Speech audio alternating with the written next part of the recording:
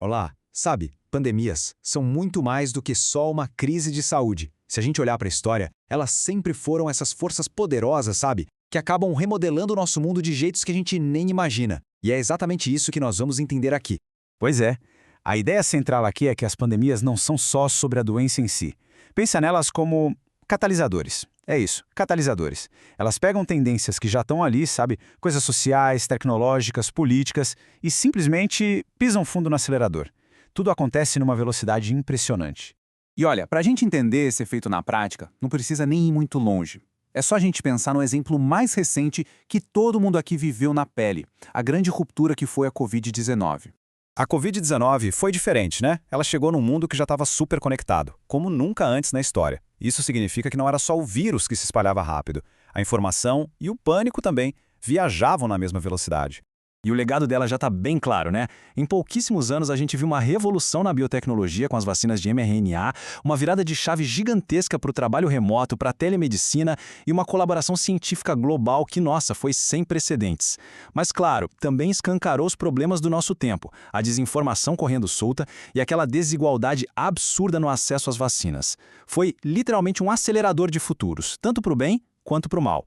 Mas essa ideia de uma doença redesenhar a sociedade, isso não é de agora não. Na verdade, é um padrão que se repete. Então, que tal a gente voltar um pouco no tempo para ver como isso aconteceu antes? Olha esse número. É até difícil de conceber, né? De 75 a 200 milhões. Essa é a estimativa de mortos pela peste negra lá no século XIV. Uma catástrofe que mudou a Europa para sempre. Só que toda essa devastação acabou gerando uma mudança gigantesca. Pensa bem.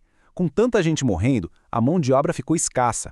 De repente, os trabalhadores passaram a ter mais poder de barganha, o que ajudou a desmontar o sistema feudal. Foi aí que nasceu a ideia de quarentena, e as pessoas começaram a questionar as grandes estruturas de poder, até mesmo a igreja. Agora, vamos avançar alguns séculos. A gente chega na varíola e no impacto dela nas Américas. E aqui a palavra é apocalíptico. Em algumas comunidades, a taxa de mortalidade bateu nos 90%. Imagina isso, um colapso populacional que literalmente mudou o destino de um continente inteiro.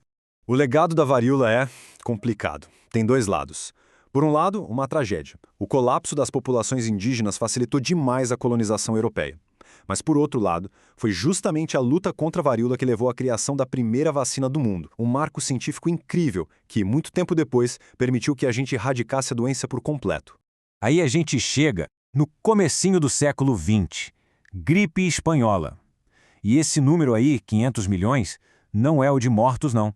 É o número de infectados. 500 milhões de pessoas. Isso era tipo 1/3 de toda a população do planeta na época. É muita gente.